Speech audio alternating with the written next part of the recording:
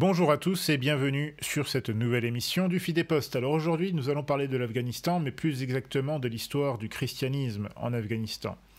Alors, c'est sûr qu'aujourd'hui, quand on parle d'Afghanistan, ça ne nous évoque pas du tout, a priori, le christianisme, hein. Quand on parle aujourd'hui d'Afghanistan, on pense immédiatement à la guerre, au conflit, aux tchadors, aux talibans, etc., etc. Voilà, on a un certain nombre de lieux communs, comme ça, de clichés un petit peu, bon, qui ne sont pas forcément faux. Mais voilà, ça ne nous évoque pas du tout le christianisme a priori. Or, eh bien, nous allons voir dans cette émission, nous allons voir ensemble qu'il existe en réalité une histoire du christianisme assez ancienne, même très ancienne, en Afghanistan. Alors, on va voir également de quel type de christianisme il s'agit. Tout ça, on va le voir ensemble. Alors, dans la précédente émission sur le Fidépost, ou plutôt l'avant ou avant-dernière émission, je ne sais plus, enfin, il y a une semaine de ça, on avait fait une grande émission sur l'Afghanistan, mais c'était plutôt une émission géopolitique, hein. Moi, pour ce que j'ai étudié de l'Afghanistan à l'époque où j'étais à l'université, évidemment, je n'ai étudié que la géopolitique afghane de ces 100, 200 dernières années, et à l'époque, on ne nous a pas du tout, évidemment, appris l'histoire du christianisme en Afghanistan. Et donc, par ailleurs, notre émission était surtout consacrée au thème de la géopolitique. Et donc, eh bien, forcément, on n'avait pas beaucoup abordé la question de la présence chrétienne en Afghanistan, ou en tout cas de son histoire. Et donc, par conséquent, un auditeur, ou en tout cas un abonné de la chaîne que je salue et que je remercie, m'a fait remarquer qu'en fait, il y avait une présence assez ancienne, il y avait une histoire assez ancienne du christianisme en Afghanistan. Donc, je me suis dit, bah, ma foi, il faut étudier un petit peu ça. Et en étudiant la chose, je me suis dit, mais c'est vraiment très intéressant, il y a pas mal de choses intéressantes à apprendre. Et donc, c'est ce dont nous allons parler aujourd'hui, chers amis. Donc, comme je le disais, effectivement, cette présence est assez ancienne, plus ancienne qu'on ne le pense, puisque dans les Actes des Apôtres, au chapitre 2, donc nous sommes en pleine Pentecôte, et donc vous savez, hein, toute cette foule de Juifs qui vient à la rencontre des apôtres, les apôtres font leur prédication inspirée, et vous avez un certain nombre de Juifs qui viennent, des Juifs qui viennent de toutes les parties du monde. Et on sait par le livre des apôtres, par les actes des apôtres, pardon, que parmi ces Juifs, il se trouve un certain nombre de Juifs originaires de l'Empire Parthe. Donc l'Empire Parthe, à l'époque, recouvre, alors qu'on appelait aussi l'Empire Arsacide, eh bien, recouvrait une grande partie de ce qui est aujourd'hui l'Afghanistan. Et donc, à partir de là, on peut conclure que parce que un certain nombre de ces juifs se sont convertis au catholicisme, hein, ont fait partie donc des premiers chrétiens, et qu'ils sont retournés dans leurs nations respectives, eh bien, on peut supposer que ces gens, ces juifs-là, ces juifs convertis, ont fait partie justement des premières communautés chrétiennes dans l'Afghanistan actuel. Alors, la chose, enfin, cette présence très antique des chrétiens dans l'actuel Afghanistan est confirmée également par bien d'autres sources. Alors, premièrement, on sait également que par la tradition, notamment par Eusèbe de Césarée, on sait que l'apôtre saint Thomas a été justement le grand évangélisateur de l'Orient, en particulier de l'Asie centrale, et il est allé jusque dans le nord de l'Inde. Et donc, voilà, ça c'est quelque chose qu'on sait de façon à peu près certaine, hein, par la tradition. Et par conséquent, on sait également par d'autres témoignages, alors contemporains quand même, mais un petit peu après quand même l'époque des apôtres, mais déjà à la fin du IIe siècle, on a un certain nombre de témoignages assez intéressants, à la fois venant de sources chrétiennes ou de sources non chrétiennes, qui nous confirment là encore la présence de communautés assez importantes, non seulement dans l'Empire perse, mais également donc dans l'actuel Afghanistan. Alors par exemple, on a l'érudit, le grand philosophe d'origine perse justement, hein, Bardésan, donc, qui écrivait lui à la fin du IIe siècle, et qui dans ses écrits donc évoque la présence de communautés chrétiennes dans la région, notamment bactrienne, donc dans l'Empire Parthe, etc., etc., et dans des régions en fait qui correspondent encore une fois à l'actuel Afghanistan, notamment dans le sud de l'Afghanistan, ce qui là encore semble être assez conforme à la tradition catholique, puisque l'apôtre saint Thomas, on suppose, hein, ce qui est assez logique quand on essaye d'imaginer un peu le parcours de sa mission apostolique jusqu'en Inde, eh bien, on peut supposer que pour se rendre en Inde, il a nécessairement dû passer par l'Afghanistan, et a priori plutôt par la zone sud de l'actuel Afghanistan. Or, c'est justement un petit peu dans ces régions-là qu'on va retrouver une implantation plutôt importante, justement, et plutôt ancienne, de communautés chrétiennes, mais également d'évêques, d'évêchés, etc., etc. D'ailleurs, à ce sujet, Tertullien, donc, qui a vécu à peu près à la même époque, hein, donc fin du IIe siècle, début du IIIe siècle, nous rapporte lui aussi qu'il existait à son époque, dans l'Empire perse, dans les années 200-220, il existait un certain nombre d'évêques et d'évêchés, justement, dans ces zones, dans ces régions-là. Et donc, voilà, on a beaucoup de sources qui nous confirment donc que dans des zones telles que le nord-ouest de l'Inde, dans des zones telles que le Baloutchistan, c'est-à-dire cette espèce de zone, enfin de région, hein, qui est la frontière entre le Pakistan et l'Afghanistan, mais également en Afghanistan, et notamment dans le sud-ouest de l'Afghanistan, on sait que, voilà, fin du IIe siècle, début du IIIe siècle, il y avait déjà un certain nombre de chrétiens, d'évêques, de prêtres, etc., qui étaient installés là-bas. Alors maintenant, il s'agit de voir aussi quelle va être l'évolution de ces prêtres, de ces évêques, de ces communautés en matière doctrinale. Et ça va vraiment se manifester plutôt à partir du 5e siècle. Vraiment dans les époques où vous allez avoir toutes ces querelles christologiques qui vont aller jusqu'à un certain point, puisqu'on va s'apercevoir que finalement, surtout à partir des années 420, vous savez qu'en 430, vous avez donc le Concile d'Éphèse, et le Concile d'Éphèse condamne donc les doctrines hérétiques du nestorianisme. Or, eh bien, le problème, c'est que justement, dans ces régions qui correspondent à l'actuel Afghanistan, les évêques, le clergé est majoritairement en faveur de ces doctrines nestoriennes. Donc, je rappelle que l'hérésie nestorienne consiste en fait à soutenir une séparation absolue donc des deux natures du Christ, des deux hypostases, l'une divine, l'autre humaine. Eh bien, pour les nestoriens, ils disent que voilà, ce ne sont pas des natures distinctes, ce sont carrément des natures séparées, qui coexistent certes, mais qui sont totalement séparées. Et donc c'est pour ça, par exemple, qu'ils ne vont pas employer le terme Théotokos, donc Mère de Dieu, pour parler de la Sainte Vierge Marie, puisqu'ils vont considérer que Marie n'est que la mère de Jésus l'homme, et non pas de Jésus Dieu. Bon, ça c'est donc c'est un peu pour vous illustrer l'hérésie nestorienne. Donc voilà, au début du 5e siècle, le clergé qui est présent dans l'actuel Afghanistan, c'est un clergé majoritairement nestorien, malheureusement.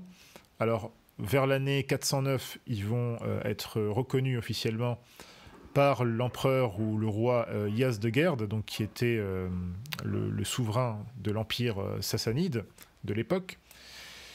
Et en 424, vous allez avoir un synode, donc qu'on appelle le synode de Dadiéchou. Donc Dadiéchou, c'était une espèce de patriarche ou d'évêque nestorien de l'époque. Donc ce synode s'est tenu donc en 424 à Séleucie. Alors Séleucie, c'est une ville qui se trouve à peu près, enfin une ancienne localité qui se trouve aujourd'hui dans la région de Bagdad. Donc vous avez eu un grand synode de cette église qu'on appelle aujourd'hui l'église, alors qu'on a appelé longtemps l'église de l'Orient, l'église nestorienne, appelez ça comme vous voulez. En tout cas, voilà, ce sont les nestoriens qui ont fait leur synode et donc qui ont, lors de ce synode, ont dit clairement que, en fait, ils ont tout simplement acté de leur schisme. Ils ont dit, voilà, nous, on ne veut pas suivre les conciles, on ne veut pas suivre les conciles venant de Rome, de l'Église catholique, tant sur un point de vue disciplinaire que sur un point de vue théologique. Donc voilà, clairement, là, ils sont devenus schismatiques, malheureusement. Donc voilà, à partir de cette époque, vous avez une rupture vraiment entre cette Église orientale, en tout cas cette Église nestorienne orientale, et l'Église catholique par ailleurs. Et d'ailleurs, on sait, alors là c'est un témoignage intéressant, on sait qu'il y a eu un évêque justement, un évêque qui s'appelait Afride, et qui venait du Sakastan. Donc le Sakastan, c'est une zone, c'est une région qui correspond aujourd'hui au sud-est de l'Iran et au sud-ouest de l'Afghanistan actuel. Et donc cet évêque qui s'appelait Afride donc, venait justement, était l'évêque de cette zone. une zone qui correspond aujourd'hui à la région entre Zaranj et Kandahar. Donc vraiment le sud de l'Afghanistan. Donc là encore, on voit qu'il y avait des évêques qui avaient des diocèses, même des diocèses assez importants, en Afghanistan à l'époque. Donc là, nous sommes au 5e siècle. Malheureusement, ces gens-là étaient à la fois des schismatiques et en plus de ça, des hérétiques. Donc ils vont rester pendant longtemps, effectivement, dans un isolement, non seulement géographique, mais aussi théologique, assez important. Alors c'est aussi à cette époque, donc au 5e siècle, que vous allez avoir une certaine diffusion de ce clergé nestorien en Afghanistan, puisque vous allez avoir entre le 5e siècle et on va dire le début du 6e siècle, pas mal d'établissements de nouveaux évêchés. Vous avez un évêque qui va s'installer à Herat, donc Herat c'est plutôt dans l'ouest de l'Afghanistan. Vous allez aussi avoir un évêque qui va s'installer à Farah, un autre à Zaranj, un autre à Bouchanj, à Bagdis, à Kandahar, à Balkh, etc. etc. Donc voilà,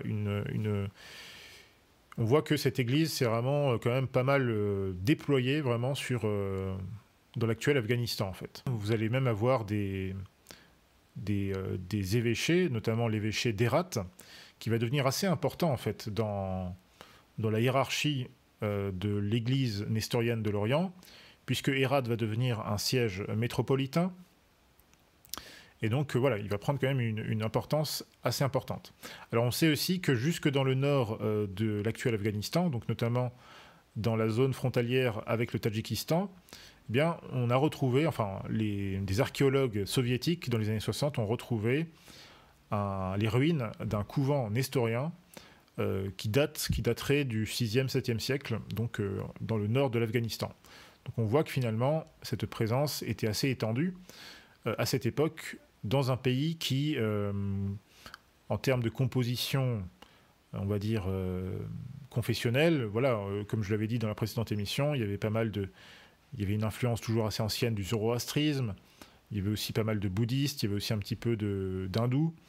Voilà, il y avait une composition assez hétéroclite, mais on voit finalement que les chrétiens, alors malheureusement des hérétiques, mais les nestoriens étaient assez implantés dans cette région du monde. Alors les choses, évidemment, vont commencer à dramatiquement changer pour toutes ces communautés chrétiennes afghanes, surtout à partir du XIIIe siècle. Alors même déjà un petit peu avant, puisque dès le Xe, XIe siècle, vous avez de plus en plus d'incursions islamiques dans cette zone de l'Asie centrale. Vous allez avoir des résistances diverses et variées, alors soit avec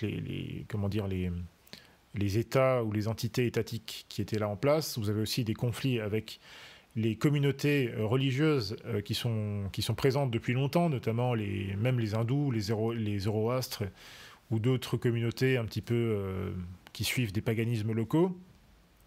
Voilà, vont pas mal se confronter à ces incartades islamiques.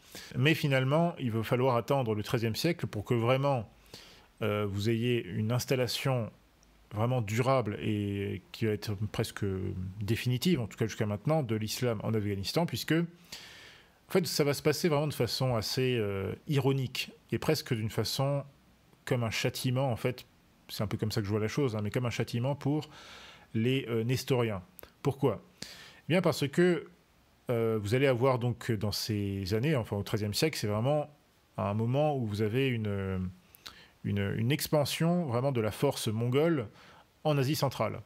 D'ailleurs, c'est à cette époque que ces Mongols, qui sont souvent des bouddhistes d'ailleurs, enfin qui sont de confession bouddhiste, eh bien, causent des ravages absolument terribles, à tel point que le pape Innocent IV va envoyer dans les années 1240 pas mal de lettres très très très violentes aux empereurs mongols. Alors vous pouvez retrouver ces lettres d'ailleurs sur le Fidéposte, hein, je les ai traduites. Donc il y a par exemple cette lettre qui s'appelle Cum non solum, lettre à l'empereur Guyuk, et une autre qui s'appelle Dei Patris Immensa. Et donc voilà, ce sont des lettres que je vous conseille vraiment de lire parce que vous voyez que le ton d'Innocent IV est vraiment...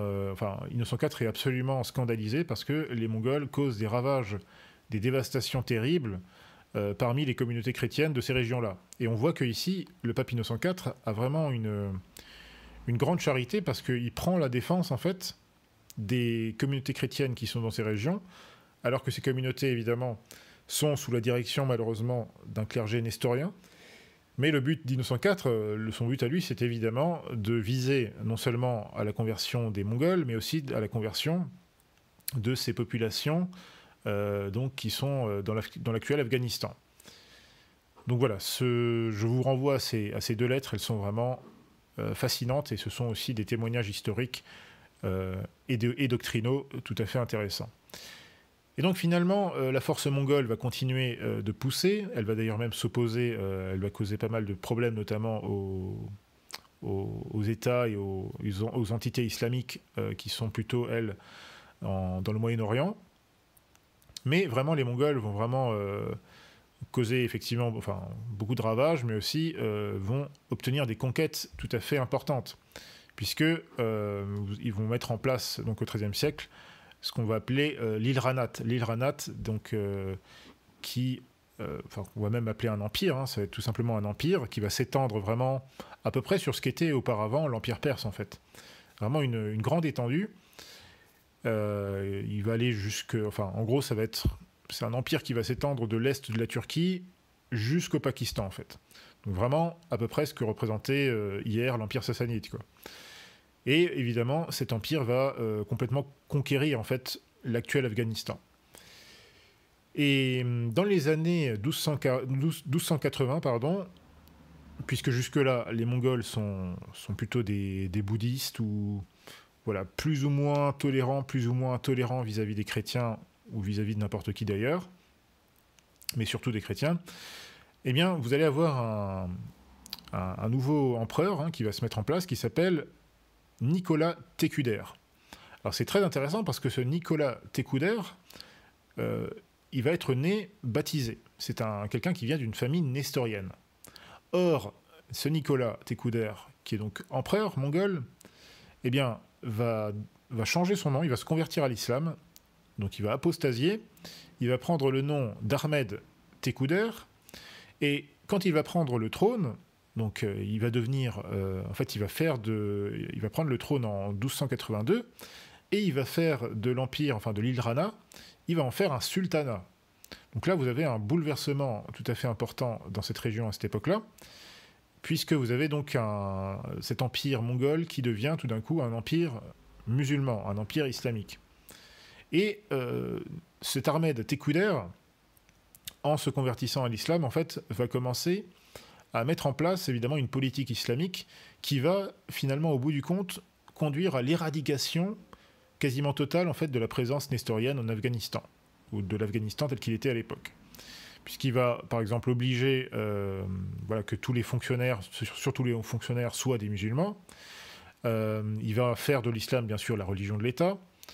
Et il va également propager, on va dire, l'islam, on va dire, dans la société, d'une façon assez zélée, en fait, tout simplement. Et donc, finalement, voilà, dans les années, au début du XIVe siècle, et même, en fait, à la moitié du XIVe siècle, en fait, l'Église d'Orient, enfin l'Église nestorienne, en fait, est quasiment éradiquée totalement de l'Afghanistan et même de la Perse, alors que on voit que la présence de ces nestoriens, comme on l'a vu, était très ancienne. Et notamment sous le règne de Timour. Alors Timour, c'était un empereur turco-mongol qui a fondé justement l'empire timuride. Et ben voilà, il a continué un peu l'œuvre de destruction de Nicolas Técuder, enfin d'Ahmed Técuder, et il a vraiment imposé totalement l'islam dans toutes ces régions-là. Et donc finalement, les nestoriens, on peut se dire que quelque part, moi j'ai envie de dire que c'est un peu, vous savez, comme ce qui va arriver un peu plus tard à l'Empire byzantin, au XVe siècle.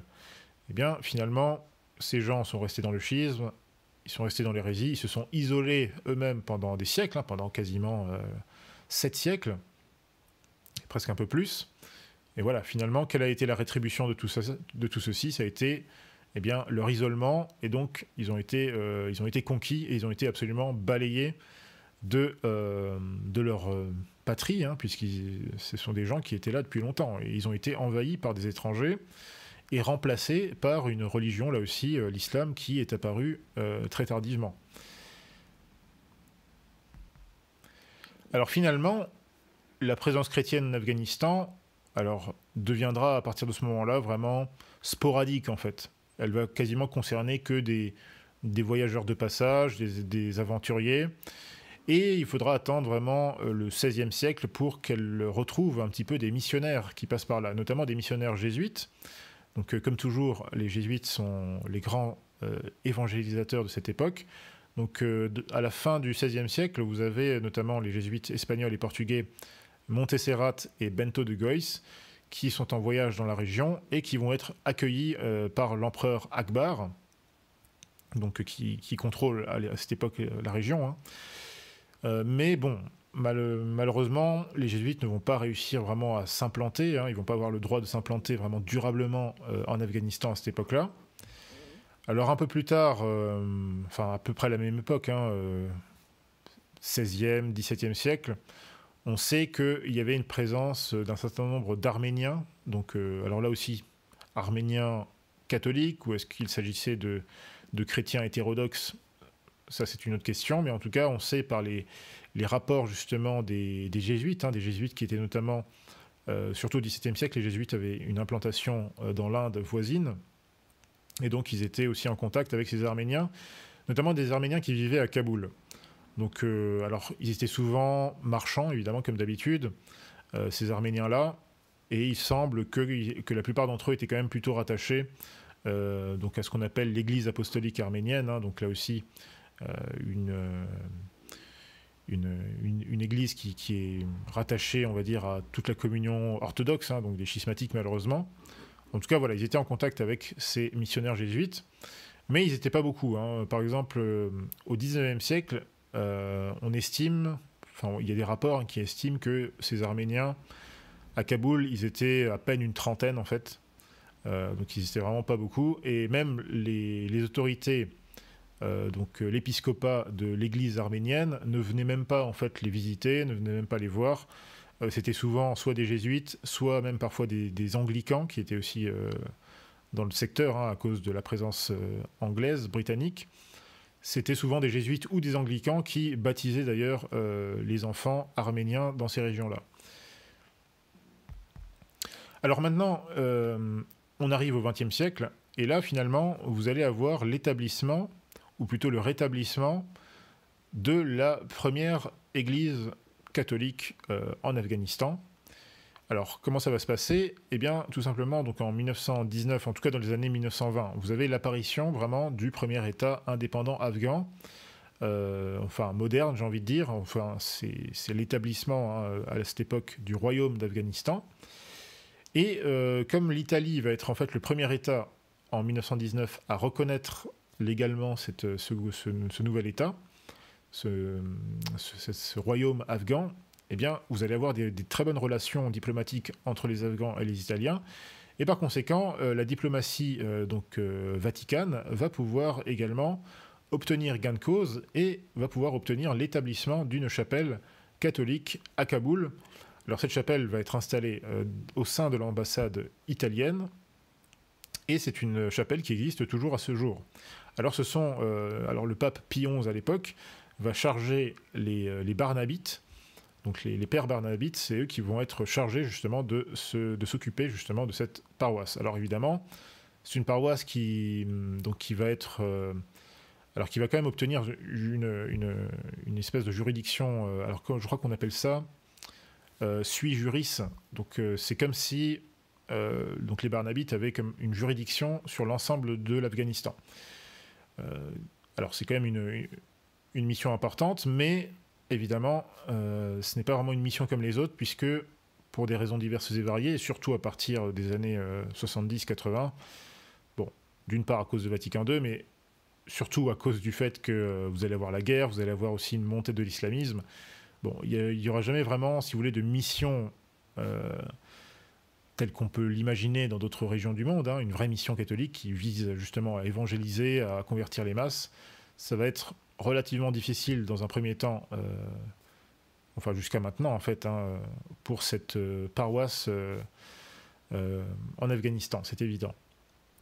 Et donc ce sont surtout en fait des Italiens, des Français, des Européens, en tout cas des catholiques de toutes sortes, hein, qui sont de passage en Afghanistan, qui se rendent justement dans cette chapelle.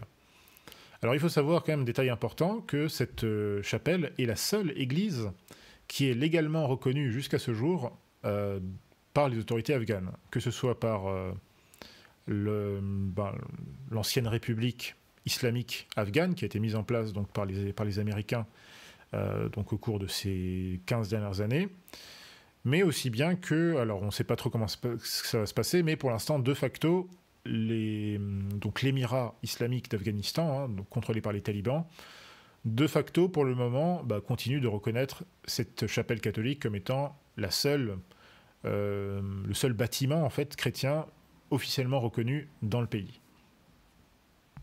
Alors il y a aussi une autre congrégation importante, hein, catholique, qui est installée en Afghanistan depuis 1955, donc sous Pie XII. Alors là, ce sont les sœurs, comment s'appellent-elles, les sœurs, les petites sœurs de Jésus, pardon, les petites sœurs de Jésus. Alors c'est une congrégation qui a été fondée, je crois, dans les années 30 ou à la fin des années 30, quelque chose comme ça. Et donc, alors je ne sais plus le nom de la fondatrice, mais peu importe. En tout cas, c'est une congrégation qui se fonde beaucoup en fait sur la spiritualité et sur la méthodologie du père Charles de Foucault.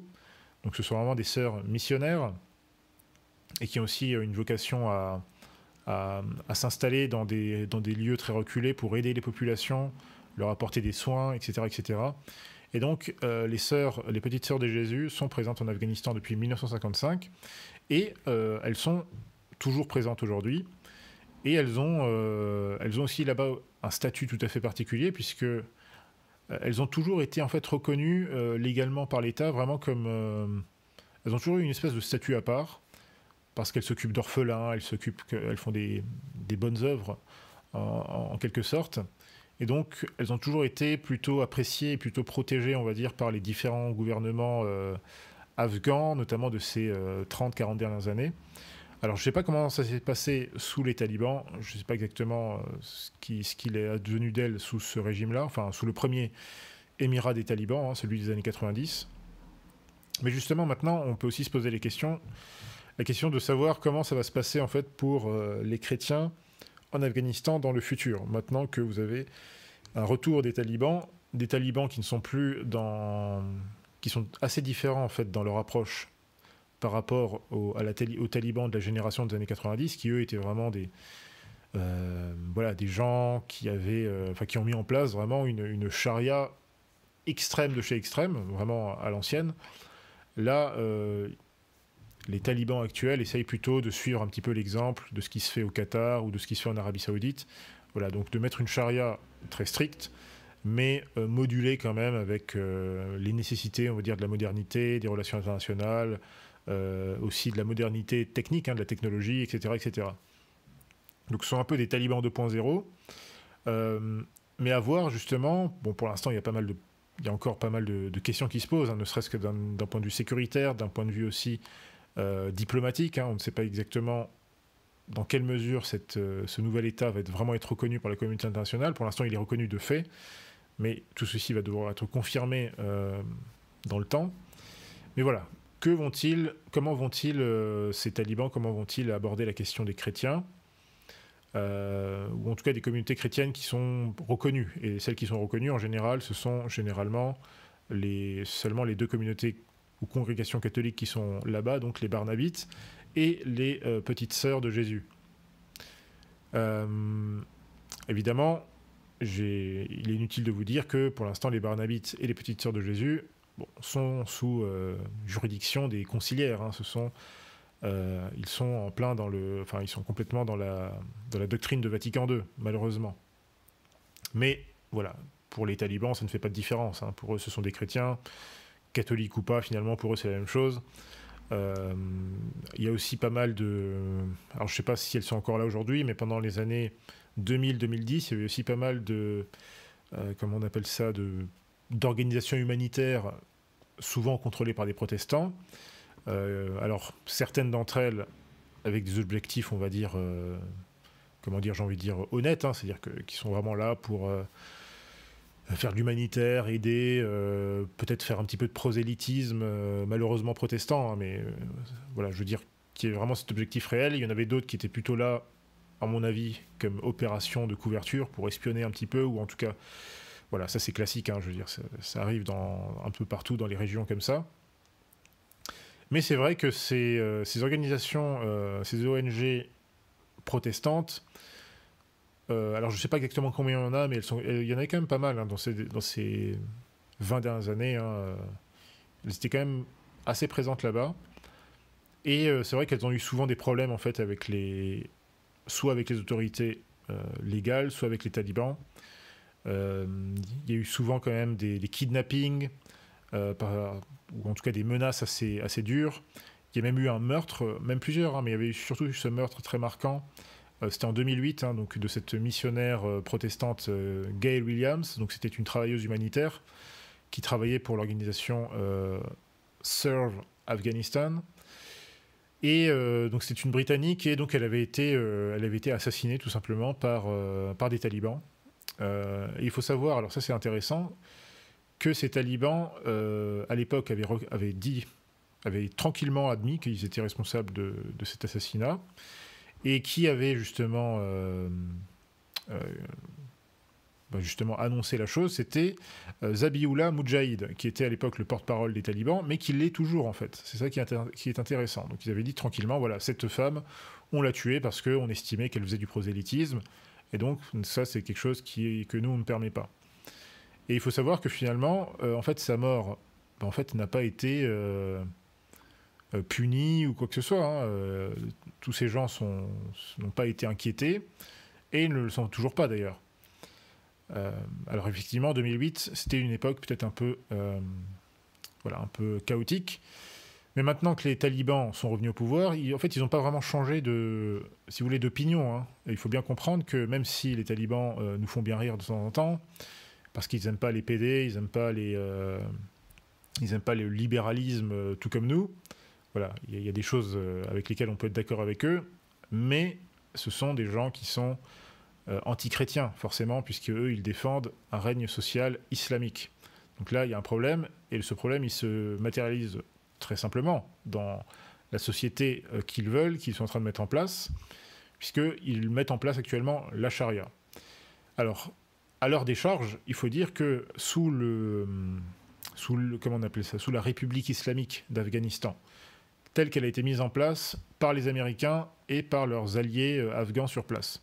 Eh bien, cette République islamique, dont on nous disait voilà, qu'elle était conforme à la démocratie, à machin truc, bon, il faut savoir que cette République islamique, démocratique, n'en était pas moins islamique. Et par conséquent, même si elle n'appliquait pas forcément un type de charia similaire à ce que font les Afghans, les talibans, pardon, eh bien, par exemple, elle imposait tout de même qu'il y ait une interdiction, par exemple, de propager, enfin, de faire du prosélytisme chrétien, par exemple. Il y a aussi le fait que cette constitution, ou plutôt ce régime-là, pouvait faire condamner à la prison, ou voire à la mort, n'importe quel citoyen afghan qui aurait eu l'idée de se convertir au christianisme.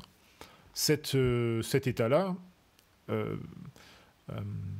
d'ailleurs, ne reconnaissait pas en fait la citoyenneté de l'Afghan qui se convertirait au christianisme. C'est-à-dire qu'à partir du moment où vous êtes un Afghan, vous vous convertissez au christianisme, eh bien, vous n'êtes plus... vous êtes, dépourvu en fait de vos droits de citoyen, de vos droits civiques.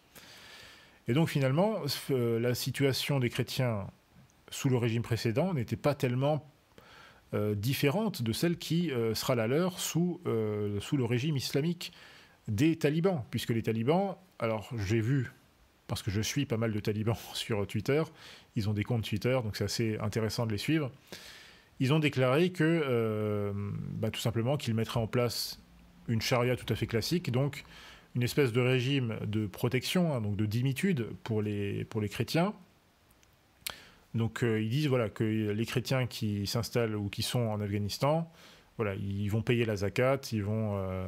voilà, tout ce que vous connaissez, hein, donc ils auront une dîme spéciale à payer contre voilà, une protection de l'État, une reconnaissance de l'État, etc., etc. Bon, le problème, c'est que aujourd'hui, on estime, on ne sait pas exactement combien il y en a, mais on estime qu'il y aurait entre voilà, 1000, 2000, 3000, certains disent même 5000, 8000 chrétiens afghans, vraiment purement afghans qui sont en Afghanistan, parce qu'en fait, la question, c'est pas tellement la question des chrétiens étrangers, hein, puisque à la limite, les catholiques, ils auront plus ou moins une protection par rapport au fait que voilà, il y a une espèce de reconnaissance de l'Église catholique, voilà, ou de l'Église conciliaire, peu importe, par l'État afghan. Mais voilà, pour les autres, on va dire, qui ne sont pas catholiques, eh bien, les choses sont quand même beaucoup plus floues, en fait. Alors, c'est un peu la question qui va se poser pour les prochains temps, hein, pour les chrétiens en Afghanistan, même si, évidemment, la plupart des chrétiens, en fait, qui sont en Afghanistan, malheureusement, ne sont pas des catholiques. Et comme souvent, en fait, dans ces régions qui sont très isolées, on va dire, par rapport à l'Occident, beaucoup de ces gens, en fait, malheureusement, se convertissent souvent à des formes tout à fait hérétiques et hétéroclites du christianisme. Ils vont se convertir à des formes de protestantisme, d'évangélisme, parce qu'en fait, ils vont souvent découvrir la chose par des bibles, hein, qui circulent un peu comme ça. Et donc, en fait, ils vont se construire un peu une foi uniquement sur la Bible, mais ils ne vont pas avoir accès au sacrement, ils ne vont pas avoir accès à la doctrine catholique. Donc, c'est vrai que c'est une situation toujours compliquée pour ces gens qui sont très isolés. Même si aujourd'hui, voilà, avec Internet, eh bien, il y a aussi moyen de conduire une forme d'apostolat numérique pour ces populations-là. Mais encore faut-il pouvoir les toucher. Il faut quand même parler un petit peu le Dari ou parler le Pashtun. C'est quand même pas donné à tout le monde. Et puis même, après, pour faire un apostolat un peu concret, voilà, un apostolat en Afghanistan, tant qu'il y a les talibans, c'est absolument impossible. C'est évident. Alors, il faut aussi remarquer qu'il y a pas mal d'Afghans chrétiens qui vivent, par contre, on va dire dans des diasporas à l'étranger. Hein. Il y en a pas mal aux États-Unis, au Canada, en Australie, en Europe également. Alors, quand je dis pas mal, en fait, il n'y en a pas tellement. Hein. Ils sont quelques dizaines de milliers, vraiment au grand maximum, mais il n'y en a pas beaucoup. Alors, ils sont un peu plus en sécurité, c'est sûr, à l'étranger, mais c'est sûr qu'en Afghanistan, être chrétien, c'est extrêmement dur et dangereux.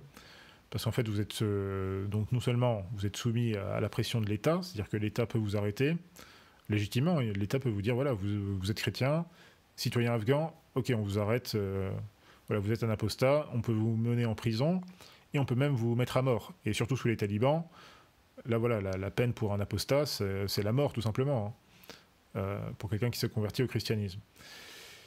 Et donc, voilà, les choses sont quand même très très dangereuses, enfin très risquées. Alors cela dit, il y a aussi des paradoxes intéressants, et ça je ne le savais pas, mais saviez-vous que la femme de l'ex-président, donc Hassan Rani, donc qui a perdu le pouvoir, hein, mais c'est lui qui était le président de l'Afghanistan là, depuis quelques années, donc c'est lui qui a fui, hein, puisque les talibans, quand les talibans sont arrivés à Kaboul, il s'est barré rapidement au Qatar, ou aux Émirats, je ne sais plus. Eh bien, je ne savais pas que sa femme, donc la première dame afghane, ou l'ancienne première dame afghane, en fait était une chrétienne, une catholique maronite. Je ne le savais pas. Donc Madame Roula Rani, donc, qui a été quand même première dame de 2014 jusqu'à 2021, jusqu'à récemment, était une catholique maronite. Ça alors. Là aussi, c'est tout à fait intéressant. Et pourtant, elle avait quand même apparemment une citoyenneté afghane, même si voilà, c'est un peu spécial puisqu'elle est d'origine étrangère. Donc apparemment, quand vous êtes étranger, vous pouvez avoir la citoyenneté afghane et donc être catholique ou être chrétien. Mais voilà, si vous êtes afghan, par contre, là, non, ça se passerait mal. D'ailleurs, pendant les deux derniers régimes, enfin le dernier régime approuvé par les Américains en Afghanistan, eh bien, il y a eu pas mal d'arrestations de chrétiens, donc d'Afghans chrétiens, qui étaient vraiment menacés de mort ou de prison à vie.